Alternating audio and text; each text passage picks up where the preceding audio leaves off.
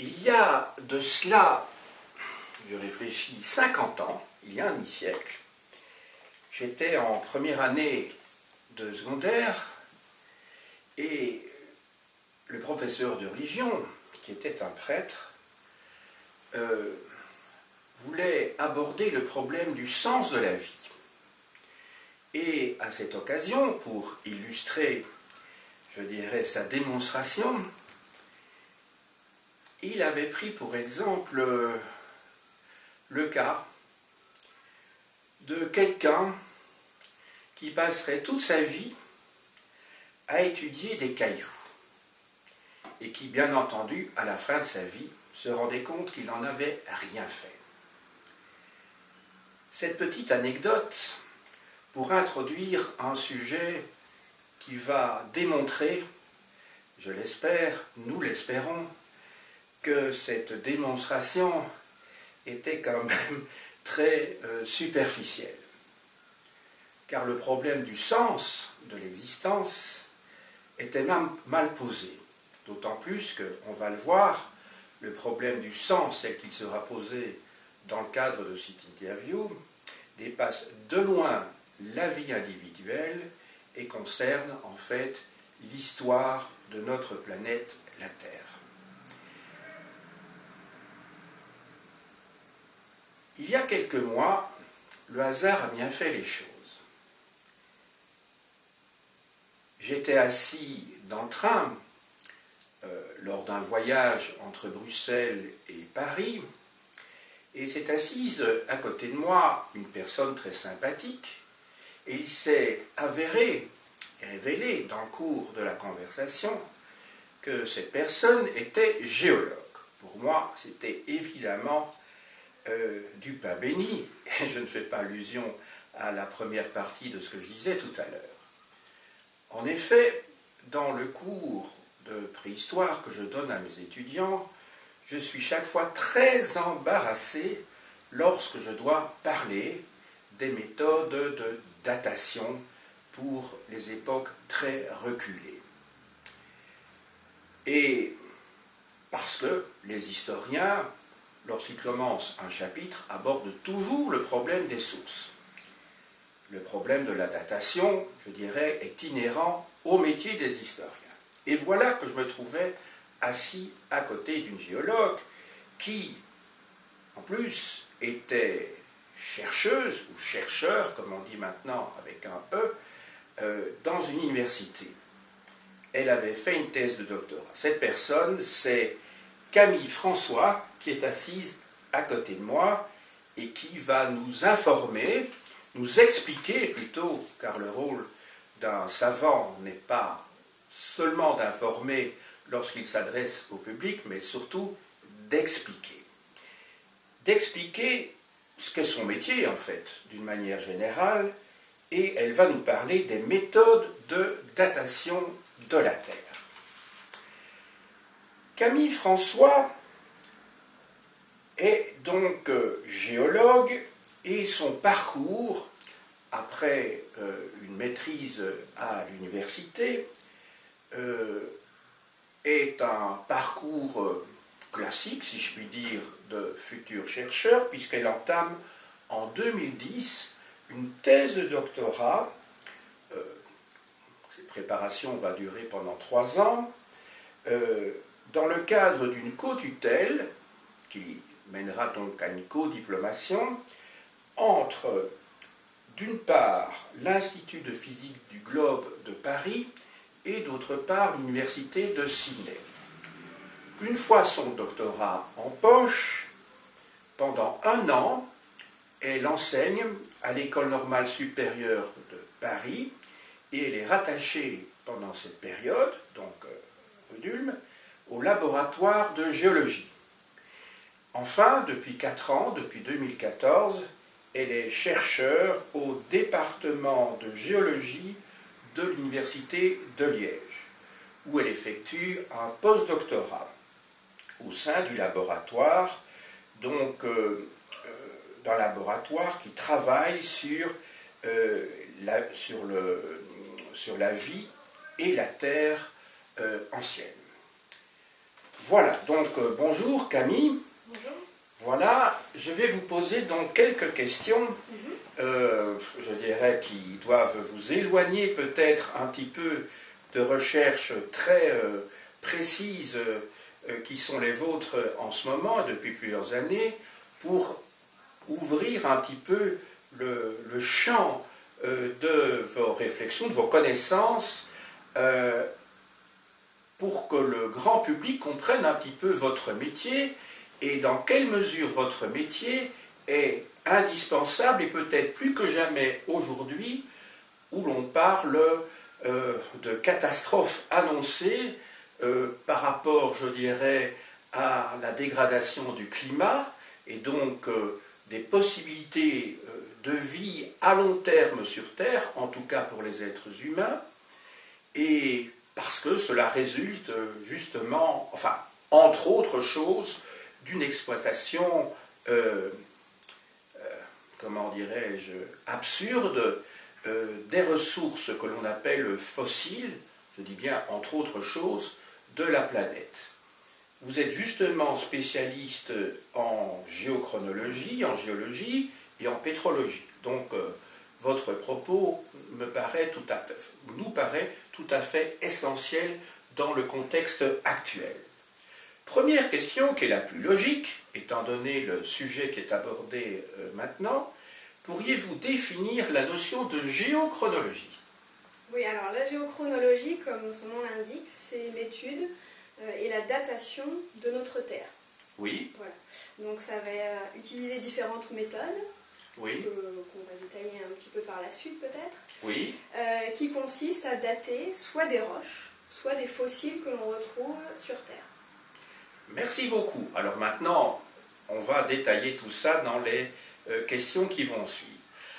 Alors une question qui vient tout à fait logiquement à l'esprit, après ce que vous venez d'expliquer, de définir, est-ce que vous pourriez nous expliquer quels sont les principes qui permettent justement la datation? Alors en fait, il y a beaucoup de principes qui sont utilisés, beaucoup de méthodes qui utilisent différentes sciences qui font partie de la géologie, c'est ce qu'on appelle les géosciences. Alors il y a des principes tout simples en fait, les premiers en fait historiquement qui ont été utilisés, car les plus simples justement.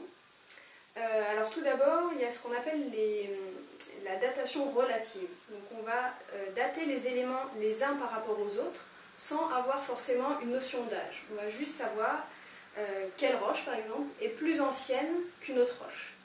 Alors le premier principe qui est très très simple, c'est un principe, enfin c'est même deux principes qui ont été décrits en 1669 par Nicolas Steno, qui était un physicien danois en fait, et qui a étudié beaucoup les roches. Oui.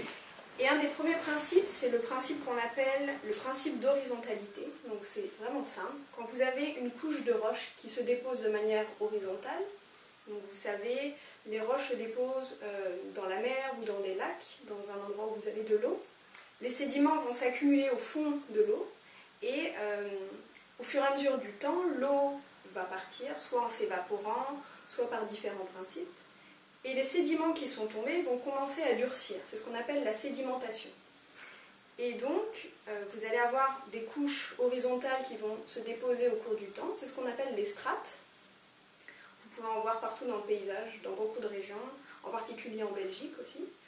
Et donc, quand vous prenez une couche horizontale, si vous prenez une roche qui se situe à un point et une autre roche qui se situe à un autre point, et bien tout simplement, elles vont avoir le même âge. Ça, c'est le principe de base. Maintenant, quand vous avez différentes strates, donc différentes couches géologiques qui se déposent les unes sur les autres, et bien tout bêtement, la couche qui est en dessous est plus vieille que la couche qui est au-dessus. Ça, c'est le deuxième principe qui est extrêmement simple, qui est un des premiers principes de datation relative. Alors après, ces principes se compliquent un petit peu dans la nature parce qu'il y a des phénomènes géologiques qui se produisent. Vous allez avoir la formation de chaînes de montagnes, par exemple, des plissements, etc., qui vont déformer ces roches et déformer ces couches géologiques. Vous allez avoir la formation de plis, etc. Et donc, parfois, ces strates ne sont plus forcément horizontales. Donc, ça va être aux géologues d'étudier ces roches, ces déformations, et d'essayer de mieux comprendre la chronologie des événements. Donc ça, c'est les premiers principes. Ensuite, il y a un autre principe qui a été décrit par Charles Lyell dans les années 1800, qui s'appelle le principe de recoupement. Donc c'est toujours un principe très simple. Vous avez de la même manière des couches géologiques, donc des strates, qui se sont déposées, qui ont pu être déformées. Et suite à cela, vous allez avoir l'intrusion, donc la formation d'un autre type de roche, par exemple un volcan, donc une roche volcanique qui va rentrer et qui va s'introduire dans ces strates. Et tout simplement, ce principe va nous dire que cette intrusion de roches volcaniques est tout simplement plus jeune que les roches qu'elles vont recouper. Voilà, donc ça c'est un principe aussi très important en géologie. Donc ça c'est pour les principes qui sont purement physiques. Suite à cela, il y a des autres principes de datation relative, comme la biostratigraphie. Donc la biostratigraphie, c'est l'étude de la stratigraphie, donc des strates, avec un apport de la biologie. Donc ça, c'est un principe qui a été vraiment très développé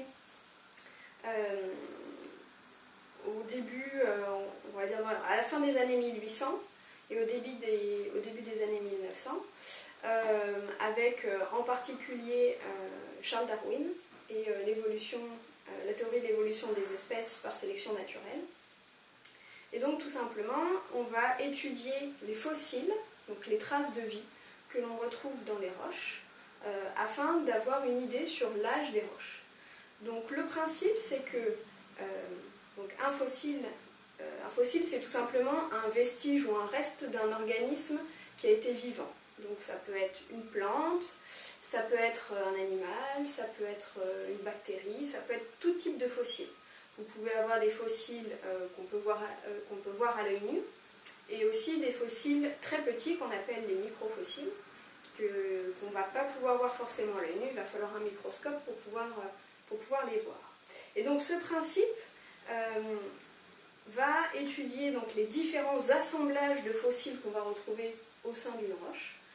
Et en fait, le principe dit que si on retrouve cet assemblage précis de fossiles ou de microfossiles dans des roches, alors cette roche a tel âge.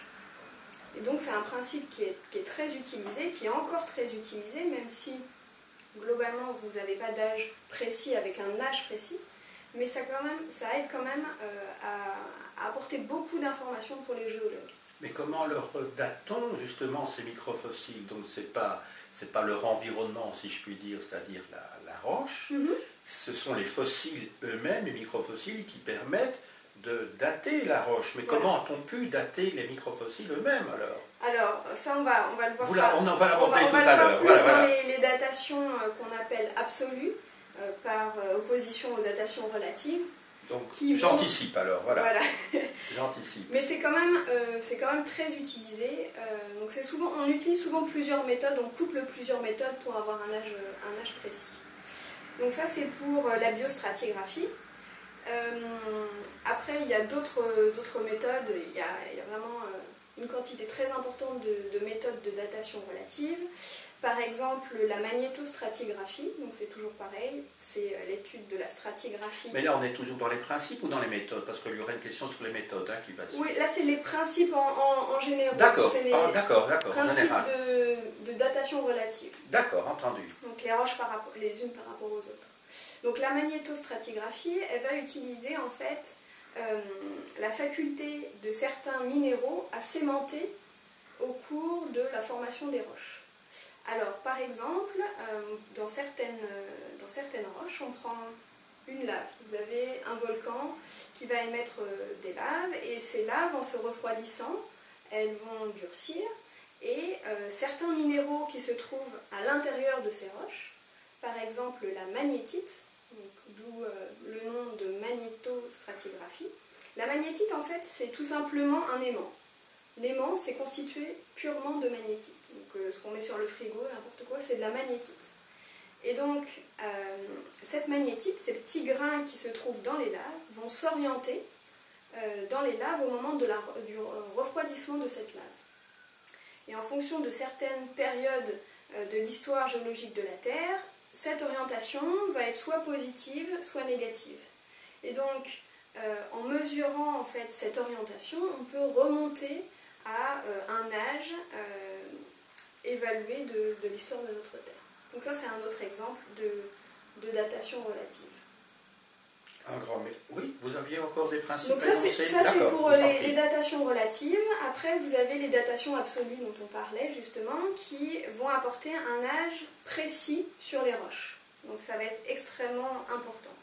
Donc bien sûr, ces datations absolues sont arrivées après les datations relatives, grâce au progrès technologique et au progrès scientifique.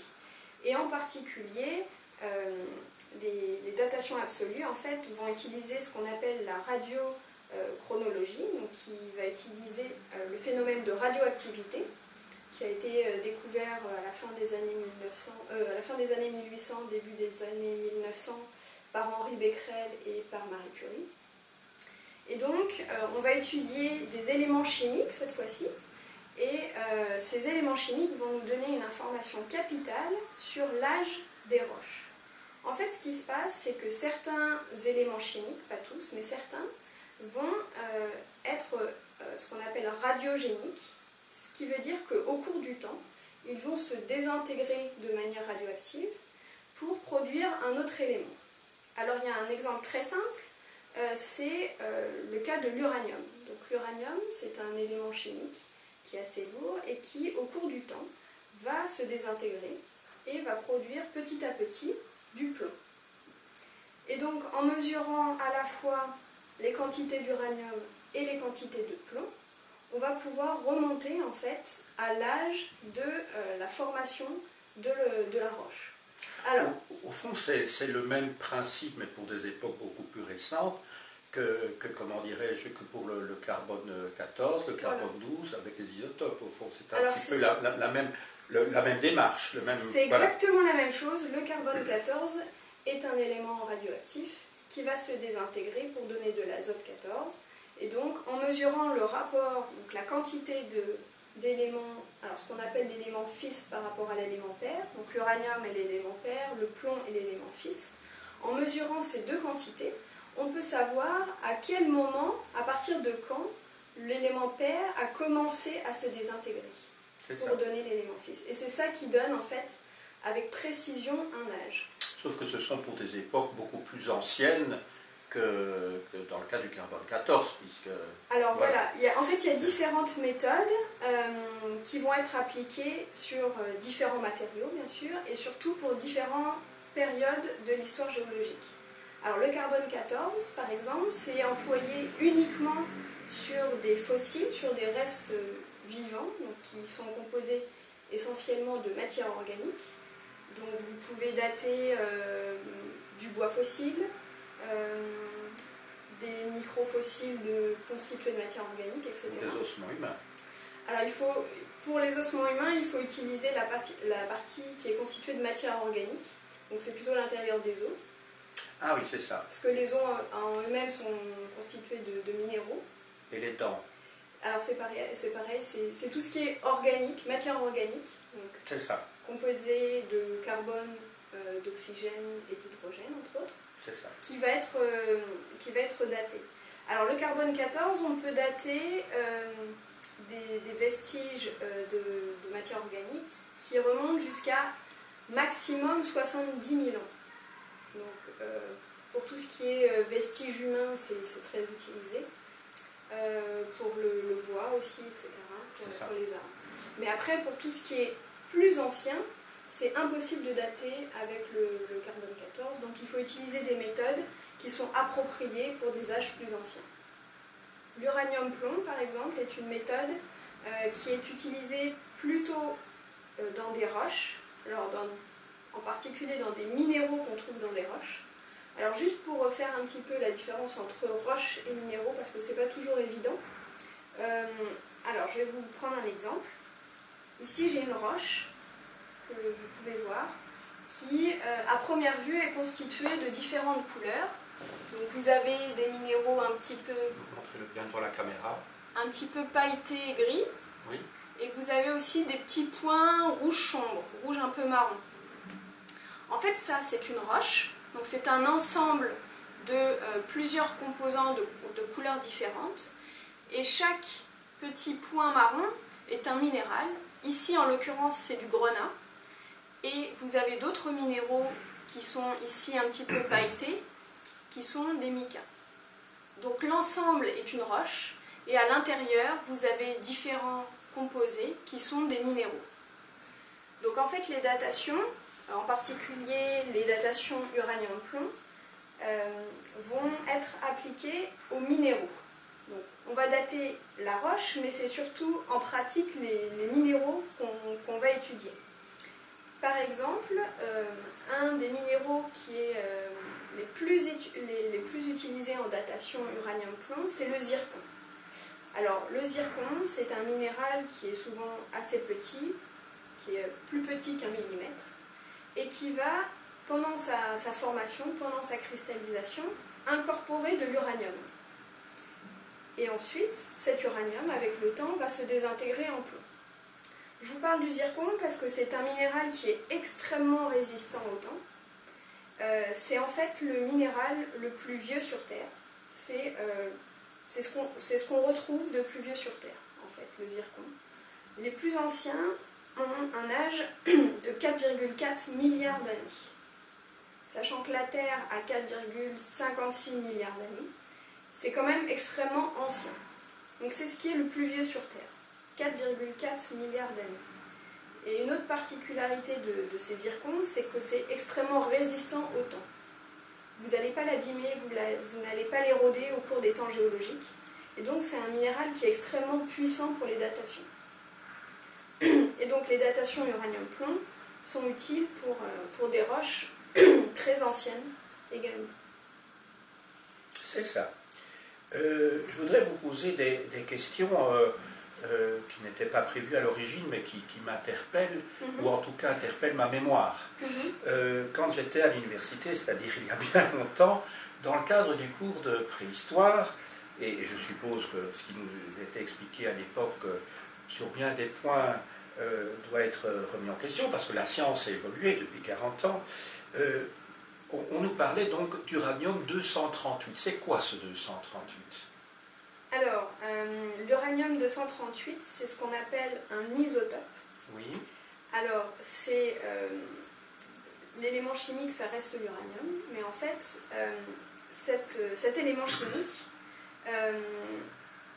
a été légèrement modifié, et donc l'uranium peut produire différents isotopes, entre autres l'uranium-238, mais vous avez aussi l'uranium-235, et pour le plomb, c'est la même chose, vous avez différents isotopes, vous avez le plomb 207, vous avez le plomb 206, le plomb 204, et donc certains de ces isotopes vont être radiogéniques, donc ils vont pouvoir se désintégrer, et certains ne vont pas pouvoir se désintégrer. Donc par exemple, le plomb 207 va donner l'uranium-235. C'est ça. Et le plomb 206 va donner l'uranium-238. C'est ça. Voilà. D'accord. Merci pour cette réponse courte, parce que c'est pas évident quand on est spécialiste dans un sujet d'être aussi bref. Et alors, mais peut-être vous allez en parler dans les méthodes juste après, on nous parlait également de la méthode du potassium-argon. Vous voulez en parler plus tard peut-être? Non, alors on n'en parle pas maintenant. c'est très bien. Oui, oui. Mais ce sont des vieux souvenirs, hein, je vous dis. Oui. Et donc... Alors c'est une autre méthode de datation j'allais dire, qui est très utilisée. Qui était très utilisée dans les années 1930, 1950, même un peu plus tard. Alors c'est une méthode qui était très, très utile parce qu'on pouvait dater plusieurs types de roches. Des roches volcaniques, des roches de type granit par exemple, et aussi, alors c'était une méthode qui était assez simple parce qu'on prenait une roche, voilà comme ceci, on la broyait, donc on broie tous les minéraux, et on pouvait ensuite mesurer donc, les quantités de potassium et d'argon sur l'ensemble de la roche, c'est ce qu'on appelle la roche totale. et ça nous donnait un âge approximatif. Alors cette méthode est de moins en moins utilisée, car on s'aperçoit en fait qu'elle n'était pas spécialement très précise. Il y a une autre méthode qui est plus employée de nos jours, c'est la méthode argon-argon, qui est un petit peu plus précise, surtout qu'on peut, on peut aussi, alors comme la méthode potassium-argon, mais dater précisément les minéraux séparés les uns des autres. Donc c'est une méthode qui est un peu plus précise. Après, tout dépend de ce que vous voulez dater et de la roche que vous voulez dater. Beaucoup de datations potassium-argon qui ont été faites dans les années passées sont moins utilisées maintenant. En fait. Elles sont un peu dépassées. Et alors maintenant, je vais vous poser une question qui, à elle seule, mériterait sans doute une interview, mais qui me taraude et qui taraude certainement un certain nombre de téléspectatrices et de téléspectateurs ici. Au fond, comment la Terre s'est-elle formée? Vous avez parlé tout à l'heure de 4 milliards 500, enfin, j'ai pas retenu le chiffre précis, enfin 6 à la fin. Ouais. Voilà. Comment s'est-elle formée? Qu'est-ce qu'il y avait avant la Terre? Et voilà, parce que c'est une question, parce que le problème des origines est un problème lancinant pour tout être humain. Il se pose la question des origines de lui-même, des origines de sa famille, des origines de l'humanité, des origines de la vie, des origines de la Terre, des origines du système solaire et enfin des origines de l'univers. Donc voilà, c'est une quête sans fin, si je puis dire. Hein. Et quand même, les origines de la Terre, ça c'est, puisque j'ai une géologue à côté de moi, je ne voudrais pas passer à côté de cette question. Est-ce que vous pourriez nous expliquer au fond comment la Terre s'est-elle formée? Ouais. Alors, donc notre Terre a à peu près 56 milliards d'années. C'est l'âge également du système solaire, de notre système solaire. Alors, qu'est-ce qu'il y avait avant la Terre? Donc on se situe dans notre système solaire. Nous avons un nuage gazeux constitué de petites particules qui vont s'entrechoquer, car on a une très grande quantité d'énergie présente. Et ces petites particules qui étaient au début très légères, qui étaient composées essentiellement d'éléments légers comme l'hydrogène par exemple, vont donc se percuter et au fur et à mesure, ces particules vont devenir de plus en plus lourdes, de plus en plus grosses. Vous allez avoir des collisions de plus en plus importantes qui vont se former. Et puis on va former donc au début des petits grains, et puis après, au fur et à mesure, c'est de plus en plus gros. On arrive à ce qu'on appelle les planétésimaux, donc c'est des corps, on va dire, qui sont quand même globalement assez gros. Et dans notre système solaire, on va avoir différents planétésimaux qui vont se mettre en place, qui vont tourner autour du Soleil. Et au fur et à mesure, toujours pareil, ces planétésimaux vont grossir et vont donner les planètes que l'on a aujourd'hui. Donc vous avez Mercure, Vénus, la Terre, Mars, Jupiter, Saturne et Neptune. Et toutes ces planètes, est-ce qu'elles sont plus ou moins jumelles, ou est-ce qu'il y a vraiment une période de temps importante parfois entre la création de toutes ces planètes que vous êtes en train de citer? Alors le système solaire, et donc les planètes qui sont dans notre système solaire, ont 4,56 milliards d'années. Donc elles se sont formées à peu près en même temps. Donc elles sont plus ou moins jumelles. Voilà, oui, enfin, j'essaie de trouver un terme qui soit parlant. Et tous les corps du système solaire, que ce soit les planètes naines comme... Et le Soleil lui-même aussi. Non, le Soleil est antérieur. Le Soleil est un peu plus vieux. Voilà. Et on peut dire que tout cela, et puis on va revenir à notre sujet bien entendu, mais c'est un sujet tellement passionnant bien entendu, que au fond le système solaire est au fond 3 fois plus jeune que l'univers, si je calcule bien. Ouais, approximativement, hein, la grande louche, hein, si ça a du sens, ce sont des chiffres par définition astronomiques. Ouais. Voilà, c'est plus ou moins ça. Ça, vous pourriez rappeler peut-être l'âge de l'univers? Alors, si mes souvenirs sont bons, c'est autour de 15 milliards d'années. Oui, c'est ça. C'est pour ça que je disais un tiers, voilà. Approximativement. C'est à peu près un tiers, voilà. Un tiers. Et alors, la vie, elle apparaît quand par rapport... Voilà, parce que c'est intéressant aussi. Alors après, ça c'est moins ma spécialité. Non, mais enfin, je veux dire, c'est intéressant de... Alors c'est largement controversé, on va dire. C'est pas 1 milliard d'années plus tard, quelque chose comme ça? Un peu moins, je crois, c'est pas 3 milliards, oui. Alors en fait, réellement, on ne sait pas vraiment. On sait que les plus vieilles traces sûr d'être vivant sur Terre, c'est, je crois, vers 3,5 milliards d'années à peu près. C'est ça, oui. Après, ce qu'on trouve avec un âge plus ancien, c'est plutôt des vestiges pas de l'organisme en lui-même, mais de son environnement. Alors, c'est ce qu'on appelle les stromatolites. Donc, un stromatolite, c'est une sorte de concrétion qui est souvent un petit peu de forme arrondie, qui se forme en fait grâce à des micro-organismes qui sont ce qu'on appelle des cyanobactéries, qui vont précipiter des roches au cours de leur vie et donc former des concrétions de roches. Et ce qu'on observe dans le registre géologique, ce n'est pas les fossiles de ces bactéries, mais c'est leur environnement, ce qu'elles ont produit. Si vous voulez un petit peu une comparaison, c'est comme si, je ne sais pas, dans 2 milliards d'années, quelqu'un retrouvait des immeubles, des vestiges d'immeubles. Donc c'est une formation qui a été créée par un organisme vivant, mais que par contre on ne retrouvait pas de fossiles d'êtres vivants. Vous voyez ce que je veux dire? Oui. C'est plus l'environnement qui est enregistré, donc on ne sait pas en fait, on n'a pas vraiment de certitude en fait sur la vie avant 3,5 milliards d'années. C'est très gentil, en tout cas je vous remercie d'expliquer ça de manière tellement pédagogique.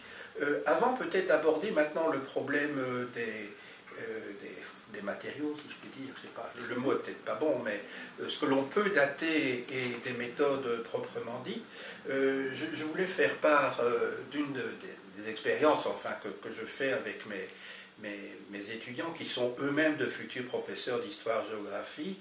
Il y en a deux en fait. Pour expliquer en fait le principe de la stratigraphie, je leur dis d'expliquer à leurs propres futurs élèves, qu'ils auront plus tard, que le plus simple est de retourner une poubelle, pour bien comprendre que ce qui se trouve dans le fond de la poubelle va se retrouver au-dessus, et que par conséquent les choses les plus anciennes, on les trouve là au-dessus. Donc en fait, puisqu'on a inversé, en fait, voilà.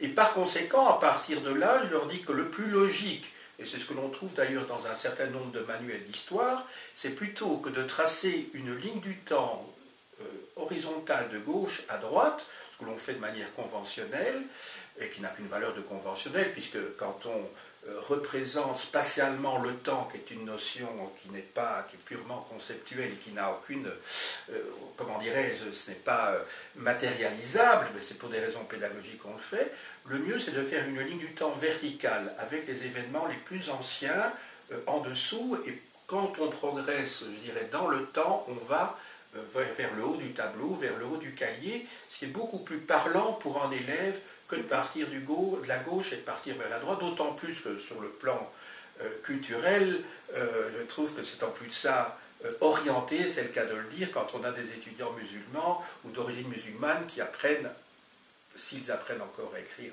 en arabe, peut-être pas dans le cas de la 3e génération, mais à écrire de droite à gauche, donc ce qui permet d'être neutre, entre guillemets, avec, voilà. Je voulais simplement signaler ces deux choses-là. Maintenant, pour la 3e question que je voulais vous poser, qui est celle, donc, là, ce qui est la suivante. Que peut-on dater, et d'autre part, quelles sont les méthodes que vous avez déjà annoncées, mais que vous n'avez peut-être pas développées jusqu'à présent? Alors, on a vu effectivement quelques exemples. Donc, ce qu'on peut dater, ce sont essentiellement les minéraux. Donc, on a vu l'exemple du zircon, mais on peut dater plein d'autres minéraux comme la monazite, le rutile, etc., qui sont différents minéraux qu'on va retrouver dans des roches bien spécifiques et qui vont donner des informations sur différents événements géologiques. Donc, par exemple, un zircon, vous pouvez... C'est bien zircon, c'est pas le fameux... Rien à voir avec le fameux cyclone B qui a une mauvaise réputation. Non, le zircon, c'est un silicate de zirconium. Donc oui. C'est composé d'oxygène, de silicium et de zirconium. C'est un petit peu ce qu'on voit en bijouterie, vous savez, ce qu'on appelle l'oxyde de zirconium. Alors c'est pas exactement... C'est pas du tout mon domaine, mais enfin bon. Pas exactement, et la bijouterie non plus, pas exactement la même chose, mais c'est oui. un peu le même type de... Je vous crois sur parole. Et donc, ce zircon va permettre de dater, par exemple, des roches magmatiques. Alors, ce qu'on appelle les roches magmatiques, c'est par exemple les roches volcaniques qui viennent d'un volcan. Mais vous avez aussi tout ce qui est granit, etc. Donc, les roches qui sont plutôt formées au moment de la formation des chaînes de montagne et de la collision. Donc, on va voir un petit peu ça par la suite, peut-être. Donc vous allez dater des formations de chaînes de montagne, vous pouvez dater la mise en place d'un volcan, d'un édifice volcanique, ce type d'événements géologiques. Après, vous pouvez également dater ce qu'on appelle des roches métamorphiques. Alors c'est des roches qui sont un petit peu complexes. En fait, ce sont des roches qui ont été transformées par l'effet de la pression et de la température, de la chaleur. Donc un des exemples qui sont les plus connus de roches métamorphiques, c'est dans ce qu'on appelle le contexte de subduction. Alors la subduction, c'est un phénomène qui se produit à la surface de la Terre. Donc vous savez, sur la Terre, vous avez des plaques lithosphériques qui vont se déplacer les unes par rapport aux autres. Donc c'est ce qu'on appelle la tectonique des plaques. Donc vous avez plusieurs plaques qui se déplacent les unes par rapport aux autres et vous allez produire différents événements. Donc soit les plaques vont s'éloigner les unes des autres, donc c'est ce qui se passe par exemple à l'intérieur des océans, au centre des océans. Vous avez ce qu'on appelle des dorsales qui vont créer en fait le plancher océanique. Donc là c'est deux plaques qui divergent. Ensuite, vous avez... Et dans tous les océans, non? Il y a des océans où c'est le contraire. Non, c'est toujours de la divergence. Toujours de la divergence dans les océans, oui. Toujours pareil. Donc, vous avez des roches qui ont, dans les océans, une composition plutôt de type volcanique. Voilà, donc les fonds océaniques, c'est des roches qui sont le type des basaltes, en fait, qui sont plutôt denses, foncées. Et en plus, comme elles sont au contact de l'eau, elles vont être hydratées.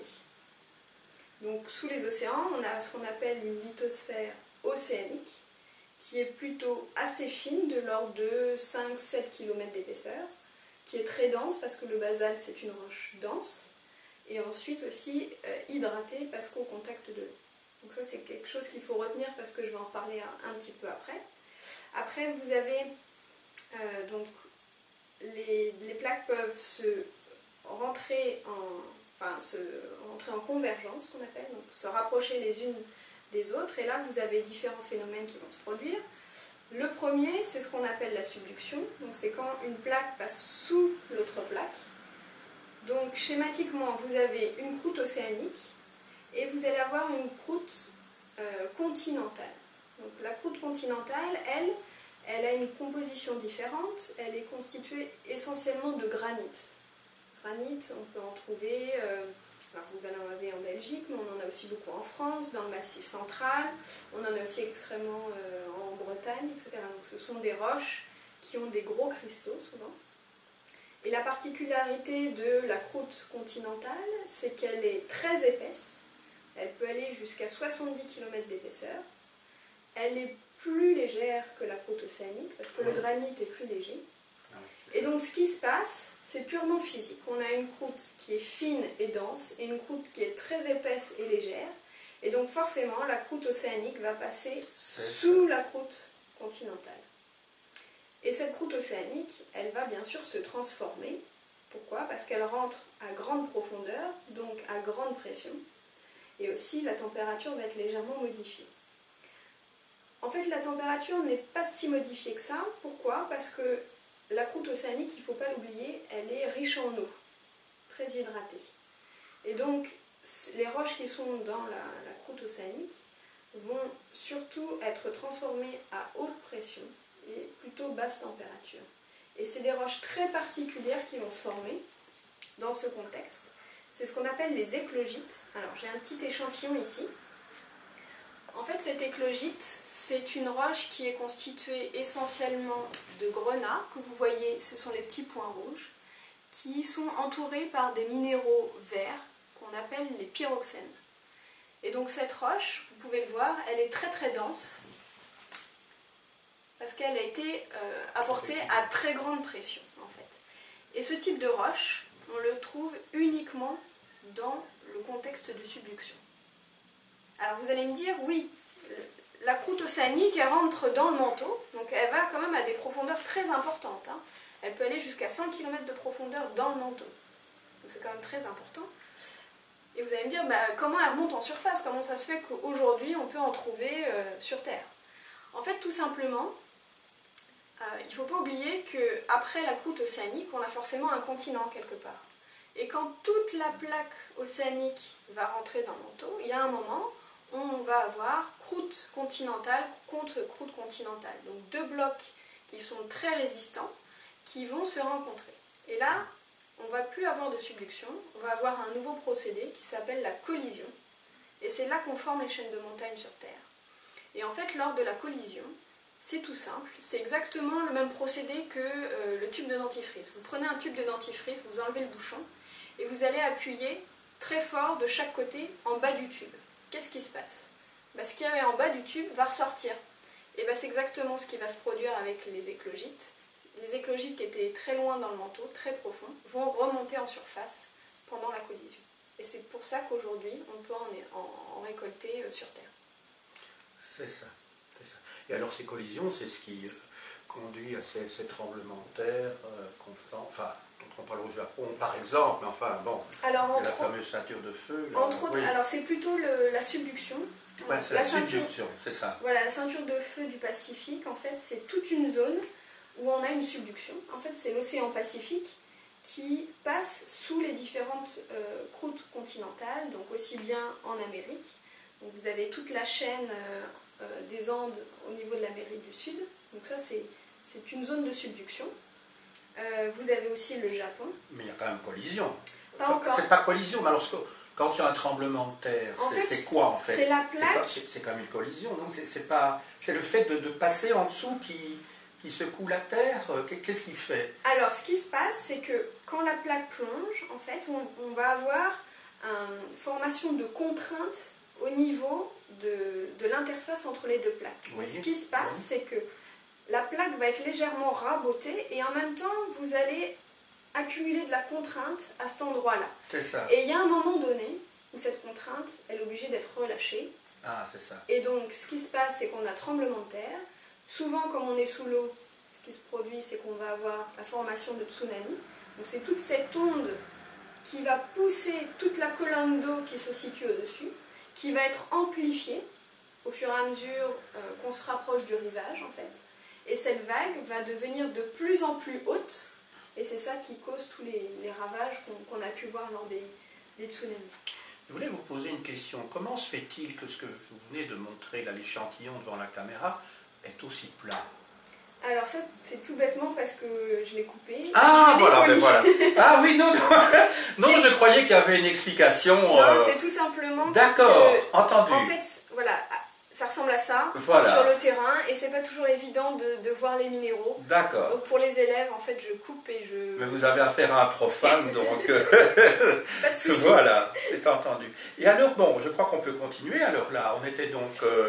toujours sur que peut-on dater et avec quelle méthode, hein? C'était ça la question posée. Donc dans les roches métamorphiques, on ne les voit pas ici à l'œil nu, mais à l'intérieur, vous avez des petits zircons.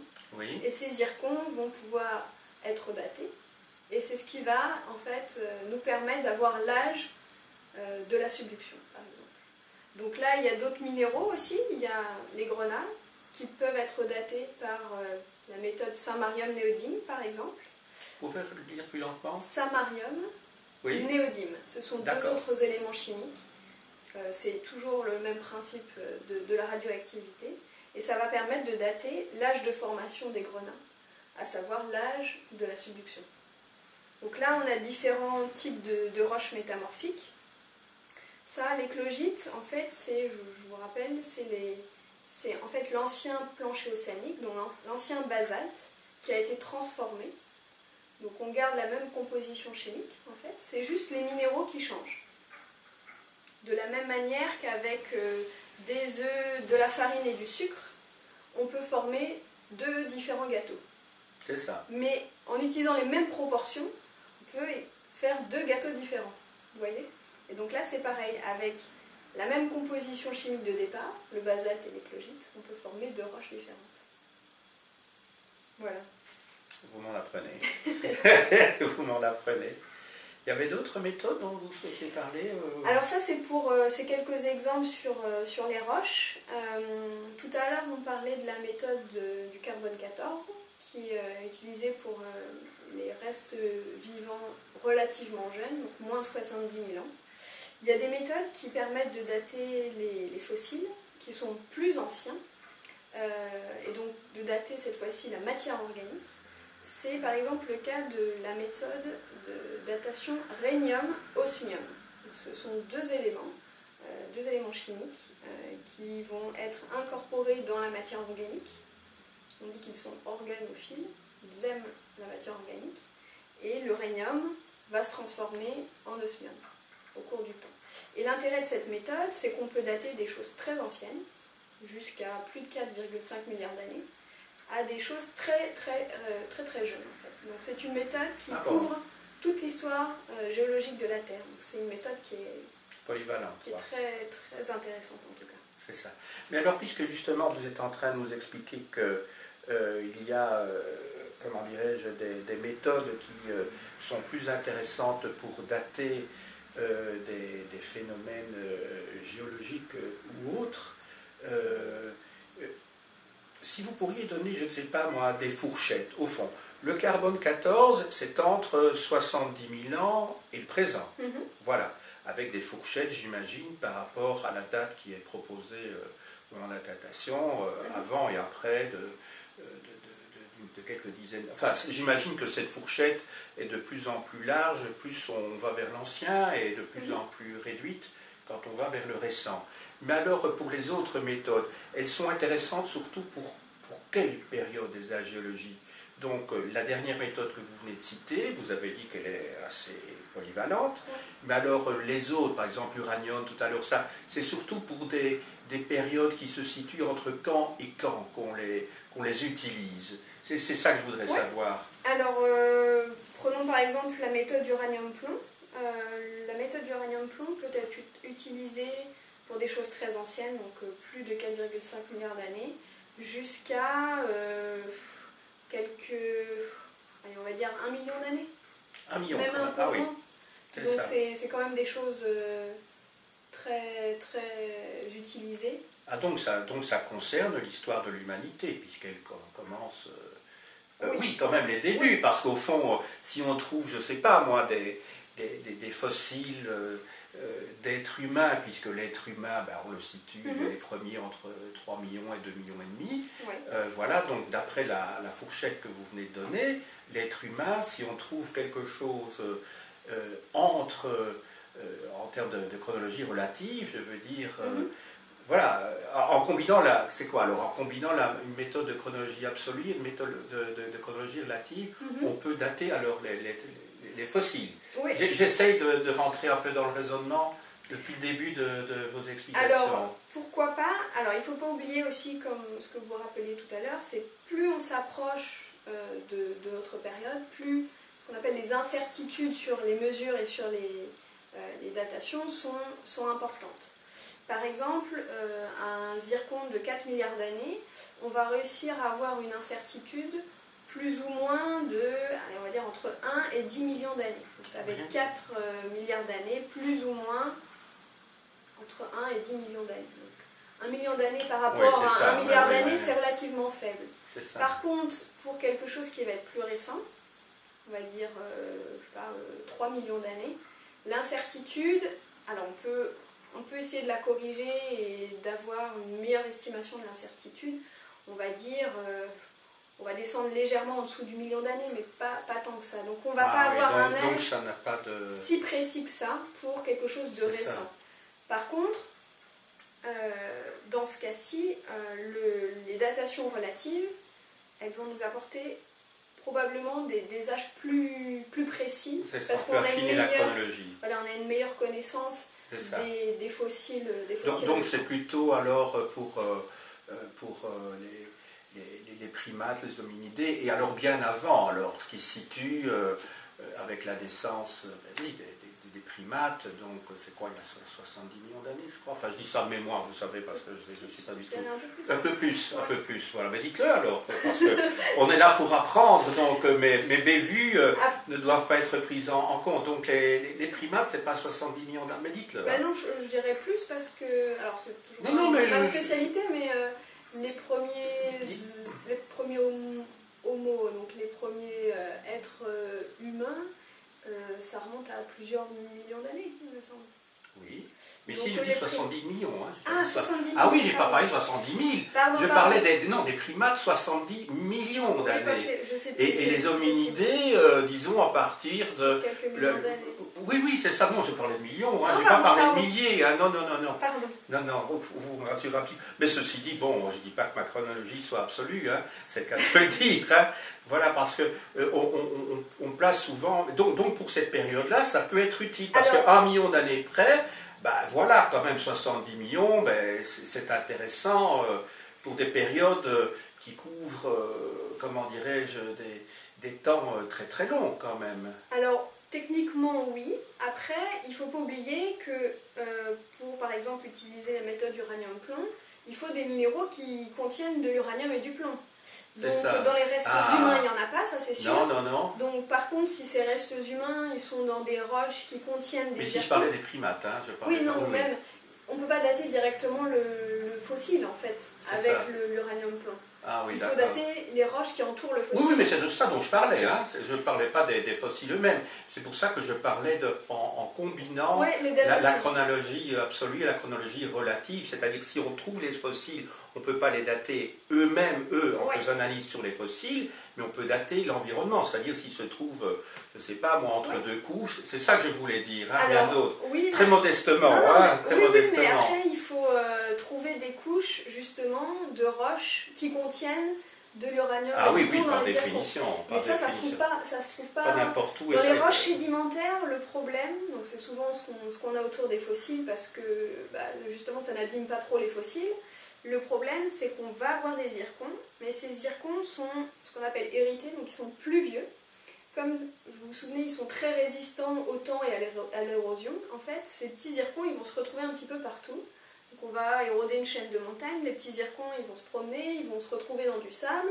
Ce sable va se consolider, à l'intérieur il y aura peut-être des vestiges de fossiles, etc.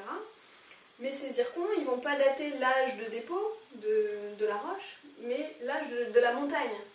Donc c'est toujours un petit peu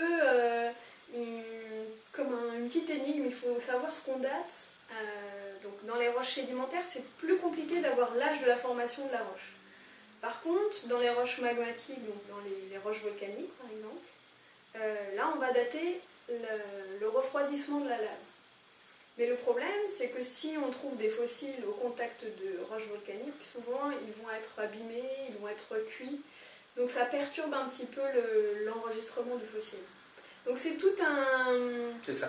Mais par contre, alors, parce que là j'espère qu'on va être d'accord au moins sur la chronologie, les dinosaures, c'est entre 200 millions et 70 millions, quelque chose comme ça, ou 60 millions. Là, je veux dire, les techniques que vous avez évoquées ici sont quand même d'application. Oui, voilà, c'est ça. Mais peut-être pas pour dater les dinosaures, pour dater les roches. Oui, bien sûr, de nouveau, on a bien compris, hein. Mais oui, pas de problème. Ça a été d'ailleurs très utilisé pour dater ces périodes.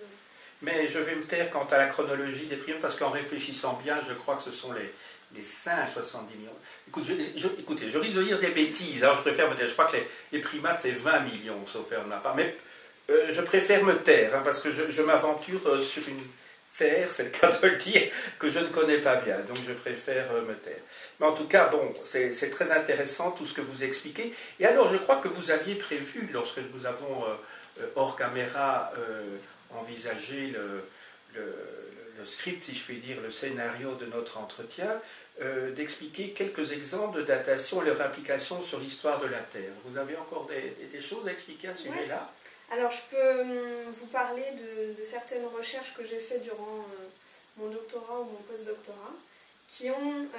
C'était quoi, au fond, votre doctorat? Parce qu'on n'en a pas parlé. Alors, mon doctorat, le sujet principal, c'était d'étudier des roches métamorphiques, donc comme celles qu'on a pu voir tout à l'heure, qui étaient très anciennes, qui remontaient à la période géologique qu'on appelle l'Archéen. Donc, c'est entre 4 milliards d'années et 2,5 milliards d'années. Et d'où vient le mot archéen? Alors ça vient archéen, c'est-à-dire ancien, je suppose, et qui...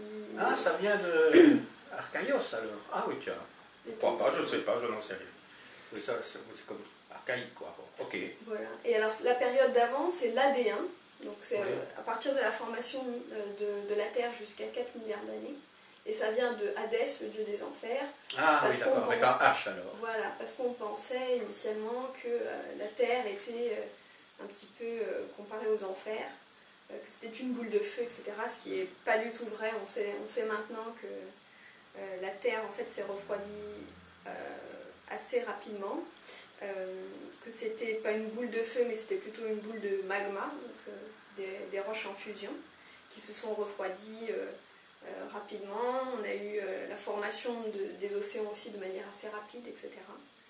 Et donc, à partir de 4 milliards d'années, on a l'Archéen qui commence. Et donc, mon sujet d'étude, c'était d'étudier les roches métamorphiques qui venaient de deux endroits sur Terre. En Australie, dans le craton des Pilbara.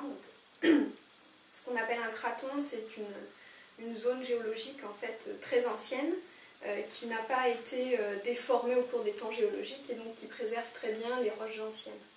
Donc c'est le cas par exemple en Australie.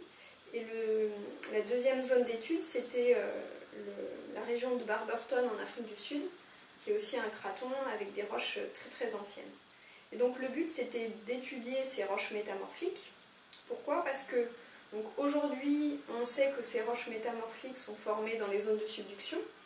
Donc ça veut dire qu'on a une tectonique, on va dire, dynamique, une géodynamique sur Terre. Donc on a des plaques lithosphériques qui vont bouger les unes par rapport aux autres. On va avoir des phénomènes d'ouverture des océans au niveau des dorsales. On va avoir la subduction, on va avoir la collision et donc la formation de chaînes de montagnes. Donc ça, c'est notre Terre moderne. Par contre, à l'Archéen, on ne sait pas forcément ce qui se passait sur la Terre ancienne. Pourquoi? Parce que globalement la Terre était plus chaude. On avait une quantité de chaleur importante à évacuer suite à la formation de notre planète. Oui. Et donc la Terre était plus chaude, on avait des conditions physiques qui étaient différentes. Et voilà, on avait une lithosphère qui avait un comportement un petit peu différent. Le manteau était beaucoup plus chaud. Et donc on ne sait pas si déjà on avait des plaques lithosphériques qui se déplaçaient, on ne sait pas si on avait de la tectonique des plaques, etc. Donc le but c'était, comme on sait qu'aujourd'hui ces roches métamorphiques sont entre autres formées dans des zones de subduction, donc dans des zones de tectonique des plaques actives, est-ce qu'à l'Archéen c'était la même chose ou pas? Et donc voilà, j'ai étudié différents types de roches et on a pu déterminer en fait qu'à l'Archéen, on avait des processus qui étaient probablement différents. On a des phénomènes qui se produisaient à l'intérieur même de la croûte qui pouvaient former ce type de roche également. Donc dans des contextes très différents. En tout cas, c'était une recherche vraiment essentielle que vous avez faite, parce que souvent on a l'impression que les thèses de doctorat sont extrêmement pointues, mais moi je ne la trouve pas pointue du tout. Je trouve qu'elle ouvre des perspectives vraiment sur l'histoire de la Terre très très importantes. Oui. Très très importantes. Alors on va peut-être revenir donc à ces exemples de datation et leur implication sur l'histoire de la Terre. Oui, alors je vais prendre un deuxième exemple que j'ai pu faire récemment pendant mon post-doctorat. Donc toujours en étudiant ce type de roches, donc les roches métamorphiques, cette fois-ci qui venaient du Congo. donc de République démocratique du Congo, au niveau du Kasaï. J'ai pu, donc, en collaboration entre le laboratoire à Liège et le Musée royal d'Afrique centrale de Tervuren, j'ai eu la chance d'étudier des éclogites, donc vous vous souvenez, les roches oui, oui. qui se forment à très grande profondeur. J'ai en fait par hasard trouvé dans un vieux tiroir cette roche qui était étiquetée d'une manière très ancienne en fait. On voyait que c'était un échantillon très ancien, donc qui a été récolté en fait en 1930 par un certain monsieur Schnock. Voilà.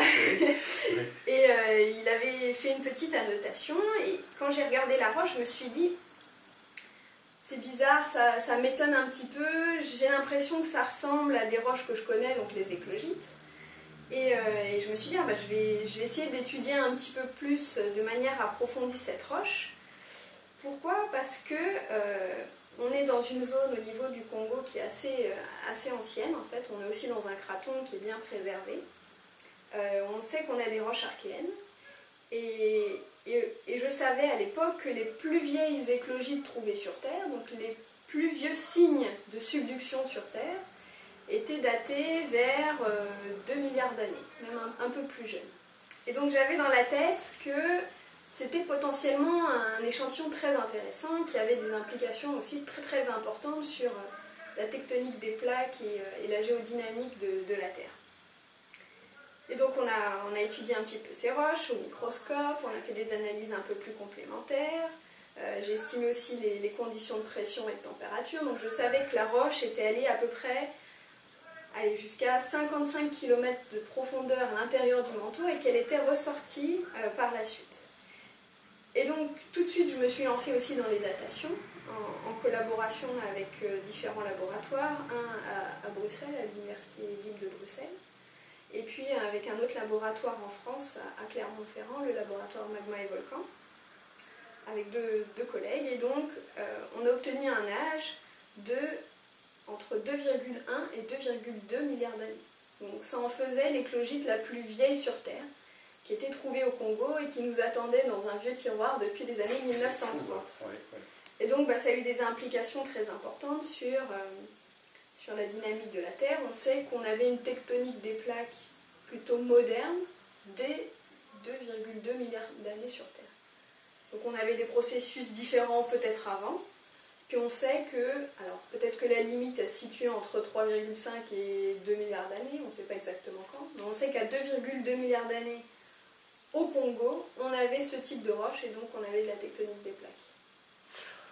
Tout ça est passionnant. Je me souviens un jour avoir lu dans un ouvrage qui concernait l'histoire du colonialisme, du post-colonialisme au Congo, où on disait que le Congo, par la richesse de son sous-sol, était un véritable scandale géologique en tant que région du globe. Tellement on y trouve de choses, et en particulier, je crois, dans le Katanga, l'ex-Shaba, tellement on trouve sur des surfaces relativement réduites une telle variété, une telle richesse de roches. Enfin, je ne sais pas si vous confirmez ce concept de scandale, évidemment, qu'il faut prendre, évidemment, parce qu'on voit l'exploitation, je vais dire, économique qu'on peut en faire aussi, hein, bien entendu, parce qu'il y a certaines, quand on pense aux richesses qui ont été détournées d'ailleurs de ces régions-là, c'est incroyable. Hein. Et qui continuent à l'être, malheureusement. Je pense que le Congo, en fait, son plus gros problème, c'est d'avoir eu et de posséder autant de richesses et donc de convoitises. Il y a énormément de... C'est une mine à ciel ouvert de diamants, d'or et de silicium qui est utilisé dans toutes les batteries de téléphones portables, ordinateurs. Donc c'est une richesse incroyable, mais vraiment incroyable. Et malheureusement, c'est ce qui fait leur perte, en fait. C'est ça. Et alors, je me souviens d'avoir vu aussi un documentaire, on voyait vraiment des petits-enfants qui avaient 10 ans, qui étaient à la recherche de métaux rares. Là, c'était des choses incroyables et qui travaillaient dans des conditions épouvantables. Ah oui, oui, bah ça, c'est... C'est ces métaux qui servent à la... Je sais pas... Pour faire des ordinateurs, enfin je ne sais Ouais, pas, voilà, des choses comme ça. C'est le silicium C'est ça. qui est très utilisé Donc, là-bas. donc voilà, ce qui est vraiment, d'une part, ce que ça produit et qui permet à des gens ou à des sociétés, donc des actionnaires, de devenir extrêmement riches, et d'autre part, la main-d'œuvre qui est exploitée dans des conditions épouvantables. Donc quand je dis scandale écologique, c'est un scandale humain, bien entendu. Ouais, ça c'est sûr, ça a engendré d'énormes problèmes, et des guerres, guerres aussi, civiles. Guerres, ouais. Même ce qui se passe encore aujourd'hui, c'est une catastrophe. C'est une catastrophe pour le peuple surtout qui trinque. Qui profite pas des conditions. Quand il n'y aura plus grand-chose. Non, parce qu'à un moment donné, il y aura peut-être encore longtemps des choses, mais... Je pense que malheureusement, il y aura encore beaucoup, ouais. Oui, c'est ça. Après, c'est un problème politique surtout aussi. Je vous ai interrompu là, mais c'est parce que ce que vous dites m'intéresse tellement que je réagis directement à chaud. Vous aviez encore des choses à expliquer là quant aux implications sur l'histoire de la Terre? Alors, il y a un autre aspect qui est plus sur l'histoire de la vie peut-être. Oui. Donc, initialement, quand je suis arrivée à Liège, c'était pour travailler sur des datations de roches qui venaient également du Congo, oui. Donc de la République démocratique du Congo, de la région de Bushimai, qui se situe au niveau du Kasaï, toujours pareil. Et en fait, dans ces roches... Donc c'est le sud-ouest, hein, le Kasaï, enfin le centre, centre-sud-ouest. Oui. Dans ces roches, en fait... C'est la frontière d'Angola, donc. Voilà, c'est ça. Dans ces roches, en fait, était retrouvé un assemblage de microfossiles extrêmement important et extrêmement divers. En fait, c'est un étudiant qui vient de République démocratique du Congo qui a fait sa thèse sur ces fossiles, qui travaille actuellement à Liège. C'est Blaise Kabamba Baludikai. Et qui travaille donc avec la responsable du laboratoire, Madame Emmanuelle Javot, et qui ont étudié ces microfossiles qui sont d'une importance capitale parce que, en fait, ils sont composés de différents organismes, dont des eucaryotes. Alors, les eucaryotes, pour ceux qui ne connaissent pas très bien, c'est par opposition aux prokaryotes. Donc, les eucaryotes sont des êtres vivants qui sont globalement plus complexes que les prokaryotes. Donc, nous faisons partie des eucaryotes. Et on sait que... c'est avec EU au début. EUK. Donc ça vient du mot grec qui veut dire bon. Voilà, c'est ça. Et donc, on sait que ces eucaryotes sont apparus vers 1,6 milliard d'années. Et on sait que vers 1 milliard d'années, ces eucaryotes se sont diversifiés. Donc on a de plus en plus d'espèces, de manière de plus en plus abondante à différents endroits du globe. Et donc l'intérêt, c'était de dater de manière très précise les roches que contenaient les fossiles, parce que les assemblages de fossiles, donc la méthode de datation relative par biostratigraphie, indiquait qu'on avait un âge vers 1,1 milliard d'années. Oui. Peut-être un petit peu moins, jusqu'à 900 millions d'années. Oui. Donc le but, c'était de contraindre précisément l'âge de ces fossiles, de ces eucaryotes. Et donc ça, c'était un de mes premiers travaux de postdoctorat à Liège. Ça a été de dater par toutes les méthodes possibles ces microfossiles. Donc j'ai commencé bien sûr par les méthodes uranium-plomb sur différents minéraux, dont la monazite et le xénotime, qui se forment parfois pendant la sédimentation, donc en même temps que la formation de la roche. Et donc j'ai couplé cette méthode. On a couplé également des méthodes de datation rhénium-osmium sur les niveaux avec les microfossiles. Et également, on sait qu'au-dessus de ces couches stratigraphiques, on avait des roches volcaniques qui ont été donc datées par la méthode argon-argon cette fois-ci. Et donc en couplant ces différentes méthodes, j'ai pu remonter à un âge compris entre 1065 millions d'années jusqu'à 1 milliard d'années. Donc on sait de manière précise l'âge de ces fossiles maintenant. Donc ça a une implication, je vais dire, mondiale pour le développement et la diversification des premiers eucaryotes sur Terre. Très très bien. Très très bien. Pour terminer, puisque nous arrivons à la fin de cet entretien, je voudrais vous poser une question qui m'est venue, qui me semble, enfin qui m'interpelle. À quel âge vous êtes-vous comme ça intéressé je dirais, à la géologie? Je ne sais pas si vous pouviez déjà mettre un mot sur ce qui vous intéressait à ce moment-là, parce que je ne sais pas quel âge vous aviez d'ailleurs. Est-ce que c'est dans le cadre de cours d'enseignement secondaire, ou est-ce que, voilà, est-ce que vous pensez que ça remonte beaucoup plus loin? Ça m'intéresserait de savoir. Ou bien vous avez peut-être commencé à suivre des cours à l'université et puis vous vous êtes orienté dans cette voie-là. Je ne sais pas. Bon, j'ignore tout de votre centre d'intérêt, mais comme historien, une fois de plus, avec un esprit un peu archéologique, je m'intéresse beaucoup à l'origine comme ça des vocations. Alors, je pense que c'est une passion qui m'est venue très tôt.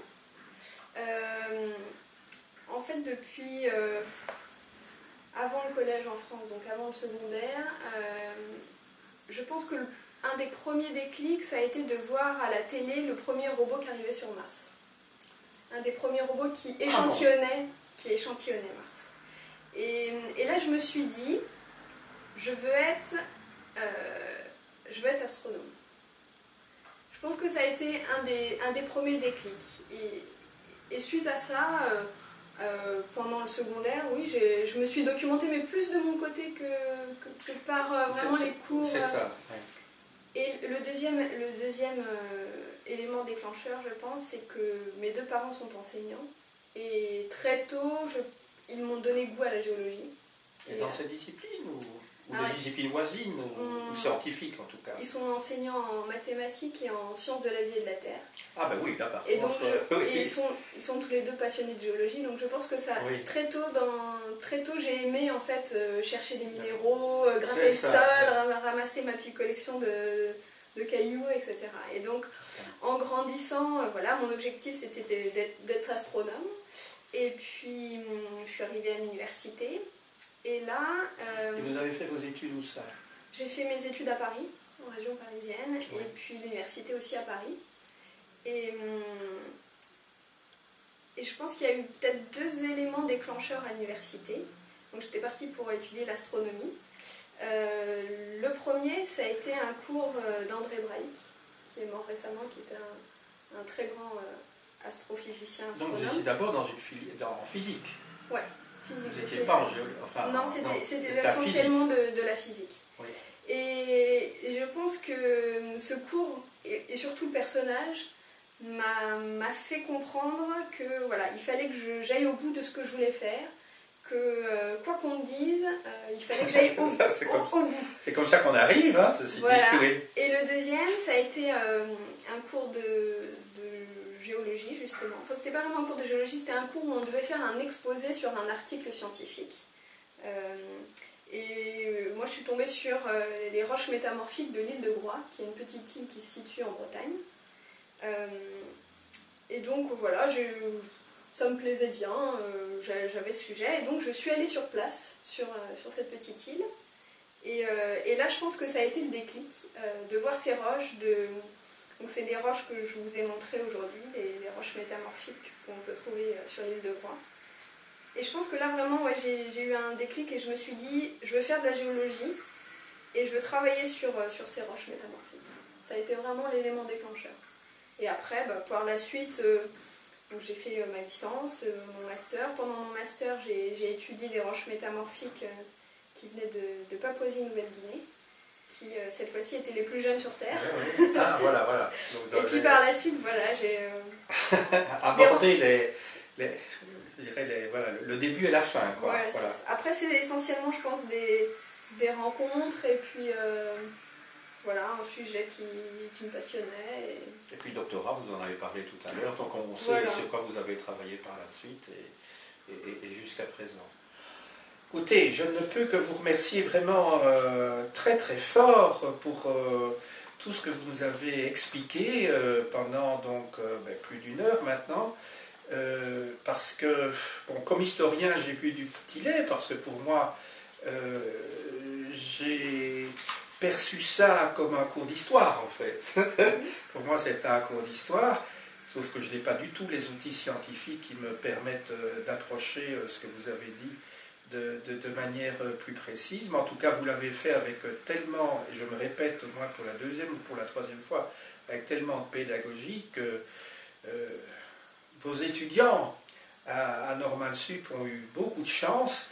Je sais que vous êtes chercheur essentiellement maintenant, mais j'espère bien que vous vous dirigerez, enfin c'est peut-être pas votre objectif, mais vers le professorat, au moins pour quelques heures par semaine, parce que vous avez une capacité à expliquer les choses de manière tellement claire, tellement limpide, que ce serait dommage que l'on ne saisisse pas en fait cette opportunité dans les universités en vous engageant, ou en ne vous engageant pas justement.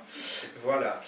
Bah, donc, merci à vous, en tout cas. Mille merci, et j'espère d'ailleurs que nous allons nous retrouver si un jour vous avez des découvertes. Je ne sais pas d'ailleurs si le mot découverte est le bon terme, parce que quand on est un savant, on est plutôt dans le domaine de l'invention plutôt que de la découverte. Hein. On a découvert l'Amérique, mais par contre, on a inventé le feu, ce qui n'est pas tout à fait la même chose. Hein, donc voilà, donc c'est plutôt du côté des inventeurs que des découvreuses. Mais enfin, c'est vrai que pour inventer, il faut d'abord avoir découvert. Hein. Ça, c'est une chose. Ça va ensemble, oui. Ça va ensemble. En tout cas, j'espère bien que j'aurai l'occasion donc de refaire avec vous une émission le jour où vous estimerez que ça vaut la peine d'être transmis. Et en tout cas, je suis convaincu que nos auditrices, nos auditeurs, ceux qui nous regardent, auront pleinement profité de cette leçon, parce qu'elle touche, je dirais, à quelque chose qui dépasse de loin l'objet de l'historien comme moi qui travaille sur des chronologies vraiment microscopiques à côté des vôtres, même si elles sont importantes bien entendu puisque nous sommes des êtres humains, mais ça permet en tout cas de relativiser, de replacer l'histoire de l'humanité dans la très très longue durée. Encore un très grand merci Camille, et donc à très bientôt. Merci.